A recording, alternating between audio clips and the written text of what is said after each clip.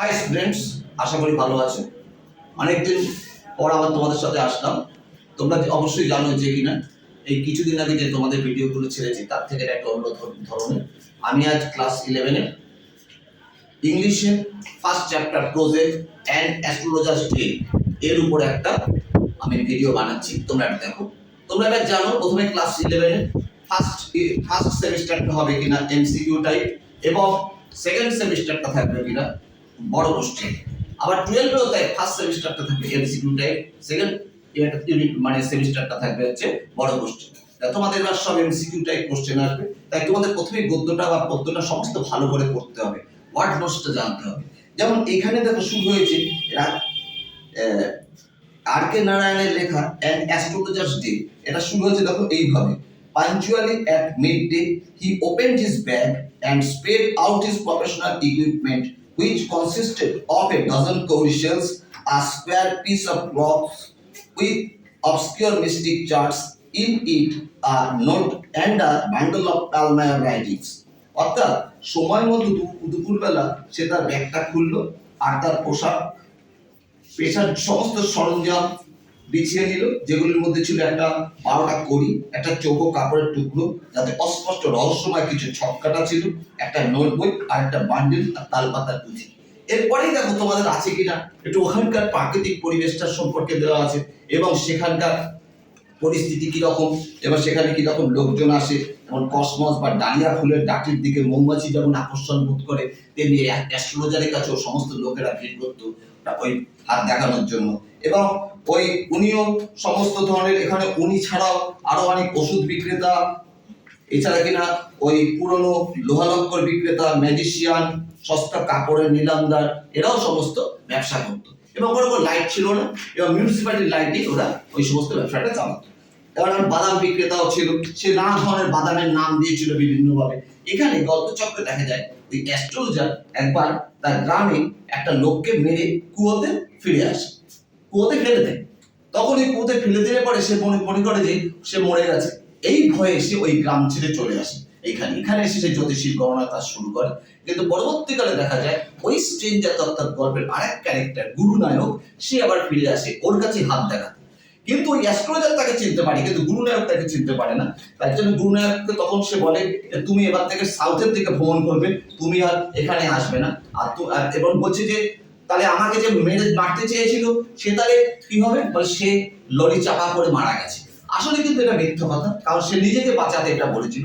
তাই সে বাড়িতে গিয়ে একদিন ডিনারের পরে পায়েলের উপর তাতে একটা খাটিয়া টাইপের একটা কিছু বসেছিল, এবং তার বউকে বলল আজকে আমি অনেক স্বস্তি বোধ করছি, আমার উপর যে খুনের একটা অপরাধ বোধ ছিল সেইটার থেকে আজ আমি সরে আসলাম, কারণ যাকে আমি ভেবেছিলাম যে খুন করেছে সে আজ বেঁচে আছে। তখন ও বললো যে তুমি কি তাহলে ওই কাউকে খুন করেছিলে? তখন এই নিয়ে গল্পটা আবর্তিত হয়েছে, আসলে সেও বেঁচে ছিল। এরপর দেখা যাচ্ছে তোমাকে এইভাবে যখন গল্পটা আবর্তিত হচ্ছে, তোমাকে গল্পটা পুরোপুরি ভালোভাবে নিজেকে পড়তে হবে, ওয়ার্ড নোটস গুলো জানতে হবে এবং মানেটা ভালো করে বুঝতে হবে। তারপর সমস্ত লাইনের উপর কোশ্চেন গুলো তোমাকে খুঁটিয়ে পড়তে হবে। এবার দেখবা তোমরা, আমি প্রথমে তোমাদেরকে কিছু ওয়ার্ড নোটস অর্থাৎ মিনিং মানে বলে দিচ্ছি, এগুলো ভালো করে দেখবে। অবসকিউর মানে অস্পষ্ট, মিস্টিক রহস্যময়, রেসপ্লেন্ডেন্ট মানে উজ্জ্বল, ভার্মিলিয়ান মানে সিঁদুর, টারবান মানে পাগড়ি, অক্সালিয়ার মানে নিলামদা, ভসিফেরাসনেস মুখরতা, বিপিলডারিং হতবুদ্ধিকর, ট্যাঙ্গলস জটিলতা, ইম্পেটিয়াস আবেগপ্রবণ, ব্যাবল গুনগুন শব্দ, ডিসগর্জ উগলে ফেলা, জ্যাগারি গুড়, ইয়ানি মানে হাইতুল। এই 11-এর এন্ড অ্যাস্ট্রোলজার্স ডে আর কে নারায়ণের লেখা। এই আর কে নারায়ণের উপর কে লিখেছে, হু রোট দিস পোস্টপিস? তখন এই উত্তর হতে পারে আর কে নারায়ণ। তোমরা এইভাবে প্রত্যেকটা প্রশ্ন উত্তর ভালো করে খুঁটে খুঁটে দেখে যাবে। আমি কিছু এমসিকিউ টাইপস তোমাদেরকে দেখিয়ে দিচ্ছি। যেমন দেখো, the astrologer use to open his shop. Astrologer তার দোকান খুলতো কখন? অ্যাট নুন, অর্থাৎ দুপুরবেলা। তারপরে বসে দেখলে কি লিখেছি কি, the colour of astrologer turban was. অ্যাস্ট্রোলজারের টারবান অর্থাৎ পাগড়িটা কি রঙের ছিল? স্যাফরন। স্যাফরন মিন্স গেরুয়া। এবার এছাড়া দেখো, for his service the astrologer charged. তার প্রত্যেকটা কথা বলার জন্য সে কত পয়সা করে নিত? 3 পাইস ফর ইচ কোশ্চেন, প্রত্যেক প্রশ্নের জন্য 3 পয়সা করে নিত। এরপরে দেখো আসছে, the coin flung to the astrologer by the stranger was কি হবে? বাই অ্যান আনা। গুরুনায়ক এই গল্পে সে আরেকটা character, is the name of the stranger মানে সে অচেনা লোক। The astrologer had a daughter, তার একটা মাত্র কন্যা সন্তান ছিল।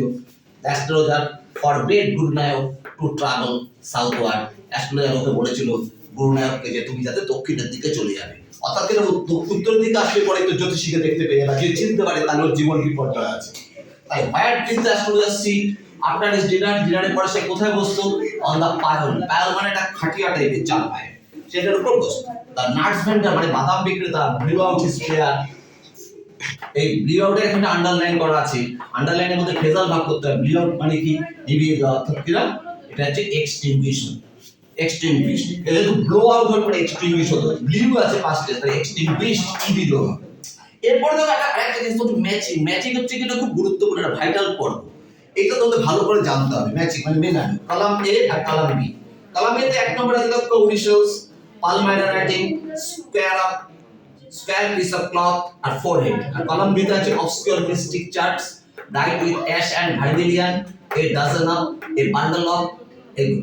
এবার তোমার মিলাতে হবে। কাউরিশালস মানে এক ডজন কৌরি, দেখো গল্পের শুরুতেই তোমাদেরকে দেখানো হয়েছে, বলেছিলাম ওখানে দেখো, ওখানে তোমরা পেয়ে যাবে একের সাথে হবে সি এর বি, ওয়ানের সাথে সি, এই কাউরিশালস এর এই ডজন না। পালমাইরা রাইটিং এটার সাথে হবে কি? দুইয়ের সাথে হবে ডি, এ বান্ডেল অফ, এক গুচ্ছ। স্কয়ার পিস অফ ক্লথ মানে স্কয়ার মানে বর্গক্ষেত্র টাইপের পোশাক, এখানে ওই অবসকিউর মিস্টিক চার্টস, ওই অ্যাস্ট্রোলজার একটা শব্দ ছকের মতন জিনিস থাকে, সেটা বর্গাকারে সাজানো, সেটার কথা বলা হয়েছে। আর ফোরেড অর্থাৎ কপাল, কপাল হচ্ছে কি? এটা সাথে চারের সাথে বি, ডাইট উইথ অ্যাশ এন্ড ভার্মিলিয়ান, আর কপালের সাথে ছাই আর সিঁদুর মাখানো থাকবে অ্যাস্ট্রোলজারে। তাহলে একের সাথে সি, দুইয়ের সাথে ডি, তিনের সাথে এ, চারের সাথে বি।